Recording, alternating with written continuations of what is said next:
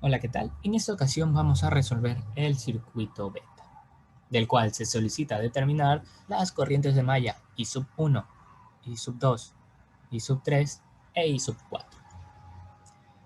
Para este circuito o para este problema vamos a presentar los cálculos teóricos pertinentes y la simulación respectiva.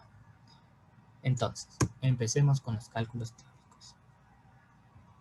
Para el circuito beta debemos colocar los nodos respectivos, como se muestra a continuación, y colocar los datos implícitos dentro del circuito. ¿Cuáles son dichos datos implícitos? I sub 0 y B sub 0. Recordemos que para saber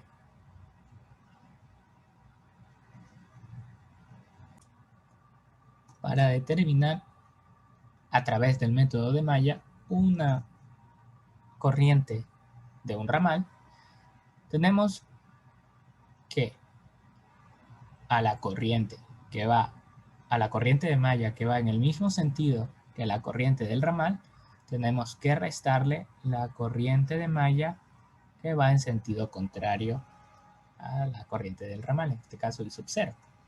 Entonces, para la corriente I sub 0, vemos que la corriente de malla I sub 1 va en sentido de la misma y la corriente I sub 2 va en sentido contrario a I sub 0, por ende llevará signo negativo. ¿Okay? El siguiente dato es B sub 0. Para hallar B sub 0, lo hacemos por la ley de Ohm. El voltaje B sub 0 va a ser igual a la resistencia por la corriente que pasa por dicha resistencia. En este caso va a ser la resistencia de 10 ohmios por la corriente I sub 2. ¿Ok? Ahora, analicemos qué sucede en el ramal HK. Como ya fue explicado cómo hallar la corriente de un ramal a través del método de mallas, tenemos que la fuente de corriente controlada por voltaje va a ser igual a I sub 1 menos I sub 3, pero en dicha ecuación ya conocemos B sub 0. Por ende, podemos reemplazar. ¿Ok? Reemplazando, realizando las respectivas operaciones, llegamos a la siguiente ecuación. I sub 1 menos 2 I sub 2 menos I sub 3 es igual a 0. ¿Ok? Ahora analicemos qué sucede en el ramal LG. En el ramal LG, la corriente I sub 4 llevaría el mismo sentido que la fuente de 5 amperios e la corriente de malla I sub 3 llevaría sentido contrario. Por ende, I sub 4 menos I sub 3 va a ser igual a 5. Y eso es todo para el análisis entre los ramales que podemos ver en el circuito. Ahora analicemos las mallas. Pasemos a la malla ABCD, que es la malla externa. ¿Ok? De la cual tenemos 250 voltios, dado que la corriente va en el orden del nombre de la malla. Tenemos 250 voltios positivo. Aquí tenemos una caída de tensión, por ende va a ser negativo. Y va a ser igual al valor de la resistencia por la corriente que pasa por dicha resistencia. Entonces tenemos menos 50 I sub 1 menos 10 I sub 2, que es la corriente que pasa por la resistencia de 10 ohmios, menos 40 I sub 4. Esto igualado a 0, gracias a la ley de voltajes de Kirchhoff. Reordenando la ecuación, nos queda 50 I sub 1 más 10 I sub 2 más 40 I sub 4. Eso es igual a 250. Ahora analicemos la malla GFED. Siguiendo el orden del nombre de la malla, tenemos la fuente de voltaje controlada por corriente, que es 4 I sub 0. En este caso, existe una caída de tensión, pero el voltaje está invertido. Por ende, lo vamos a colocar como positivo. Y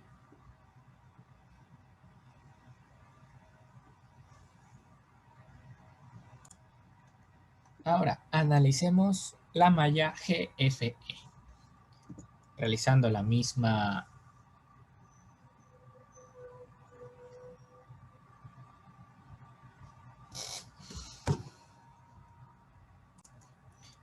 y para finalizar tenemos el análisis de la malla GFEH, la cual, siguiendo las analogías anteriores explicadas, nos va a quedar 4i sub 0 más 20i sub 2 menos 10i sub 1 igual a 0. I sub 0 ya la conocemos, la podemos reemplazar. Reemplazándola llegamos a la siguiente ecuación. Menos 6i sub 1 más 16i sub 2 es igual a 0. Ahora extraemos cada una de las ecuaciones y tenemos como ecuación 1 la ecuación hallada en el ramal HK, la ecuación 2 hallada en el ramal LG, la ecuación 3 hallada en la malla ABCD, la ecuación 4 hallada en la malla GFEH. Entonces, con estas ecuaciones las introducimos dentro de alguna calculadora de matrices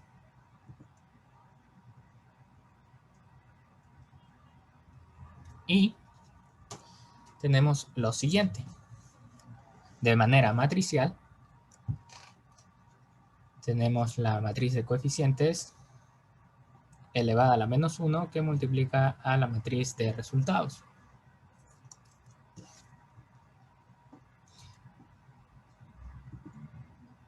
Entonces, resolviéndola, como ya fue mencionado anteriormente, a través de MATLAB, alguna calculadora,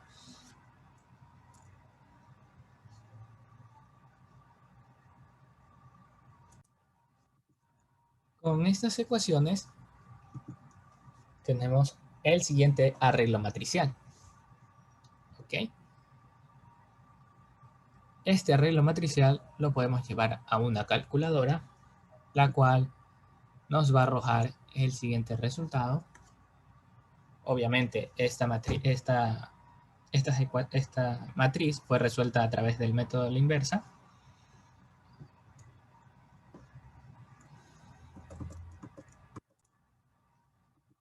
Con estas ecuaciones podemos realizar el arreglo matricial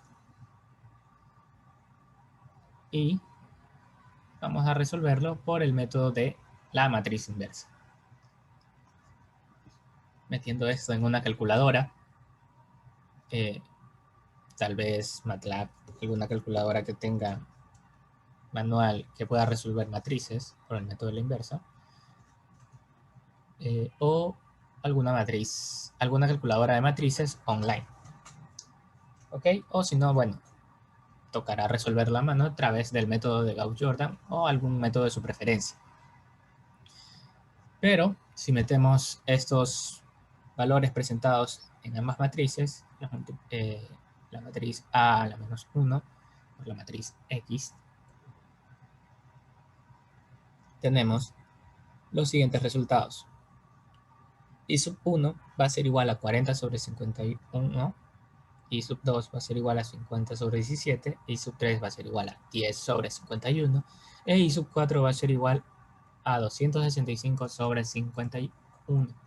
Todos estos están en amperes. Recordemos siempre las unidades. Para finalizar, llevamos estos números a decimales y tenemos que I sub 1 es igual a 0.7843, I sub 2 es igual a 0.2941, I sub 3 es igual a 0.1961, e I sub 4 es igual a 5.1961. Eso es todo para los cálculos teóricos. Pasemos ahora a la simulación. Continuando con la simulación, aquí ya tenemos el circuito conectado netamente para no consumir mucho tiempo. A la derecha tenemos la imagen del circuito y las corrientes que calculamos la parte teórica. ¿Ok? Para conseguir los elementos de este circuito, vamos a ver rápidamente cómo conseguirlos. Para las fuentes dependientes, en este caso la de voltaje, nos vamos a Control Voltage Source y seleccionamos Control Voltage Source.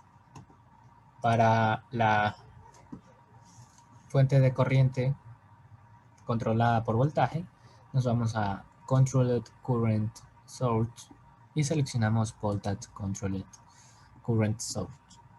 ¿Ok? Para la fuente DC de voltaje, nos vamos a Power Sources, seleccionamos DC Power y la colocamos. Finalmente, para la fuente de corriente DC, nos vamos a Signal Current Sources y seleccionamos DC Current. ¿Ok? Eso con respecto a las fuentes. Ahora, con respecto a los resistores, nos vamos a Basic, seleccionamos Resistor y seleccionamos cualquiera de ellos. Dado que cualquiera de los elementos que nosotros seleccionemos nos van a salir con un valor predeterminado. Por ejemplo, esta resistencia. Nosotros le damos doble clic y cambiamos al valor que nosotros necesitemos, sea cual sea el elemento, ¿no?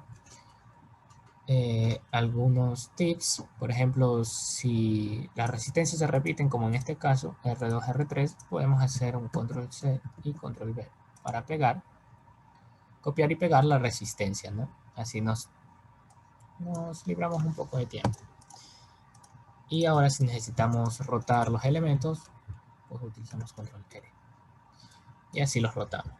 Listo. Eso con respecto a cómo colocar cada uno de los elementos del circuito beta. Y ahora podemos ver que aquí ya está conectado. Dado que esta es una fuente de voltaje dependiente de corriente, debe estar conectada a la corriente que va a depender, en este caso I sub 0, que pasa por la resistencia de 10 ohmios, en serie, dado que es una fuente de voltaje dependiente de corriente. Esto más o menos funciona como un multímetro, ¿no? Que si queremos medir corriente la tenemos que colocar en serie, y si queremos medir voltaje, pues tenemos que colocarlo en paralelo. Eso sucede en el caso de la fuente de corriente controlada por voltaje. Para conseguir el voltaje que atraviesa, el voltaje de la resistencia de 10 ohmios, lo conectamos en paralelo, dado que aquí el ejercicio nos da la polaridad, pues lo conectamos tal cual lo dice ahí, ¿no? ¿Ok? Eso es todo con respecto a cómo conectar el circuito, y ahora vamos a ver cómo medir la corriente. Podemos utilizar un multímetro, pero va a ser muy engorroso el método, dado que hay que estar desconectando y conectar en serie. Así que vamos a usar este medidor de corriente de aquí. ¿Ya? Para estos medidores, dado que queremos conseguir la corriente de malla, vamos a cambiar la dirección. Ok. Dado que queremos conseguir la corriente de malla, debemos buscar la parte más externa de nuestra malla, dado que si buscamos la interna, en este caso va a ser I sub 0, y sabemos que I sub 0 es la resta de I sub 1 menos I sub 2. Entonces no nos vale de nada colocar el medidor de corriente entre un ramal de dos mallas. Así que buscamos los ramales que estén en exterior y los colocamos así para todas las mallas. Eso, corregir la dirección de este para tener los mismos signos que conseguimos, ¿no? Dado que estamos tomando en cuenta esta dirección de corriente, vamos a colocarlos tal cual está ahí para no tener ningún signo cambiado. ¿Ok? Para la malla 3 también buscamos la parte exterior del ramal en esta malla. Y para la malla I sub 4, ok, también le damos lo contrario. Listo. Ya tendríamos conectados todos nuestros medidores de corriente, y ahora sí podemos iniciar el programa. Iniciando el programa, cerramos aquí. Podemos apreciar que nos dan las mismas corrientes que hemos calculado en la parte teórica, ¿no? En los cálculos teóricos. La corriente I sub 1, 784 microamperes. La corriente I sub 2, 294 microamperes. I sub 3, 196 microamperes. E I sub 4, 5.20 amperes. ¿Okay? La única diferencia es entre los decimales que existan, pero bueno, si usáramos el multímetro nos saldrían las decimales. Bueno, eso sería todo para esta práctica de circuito.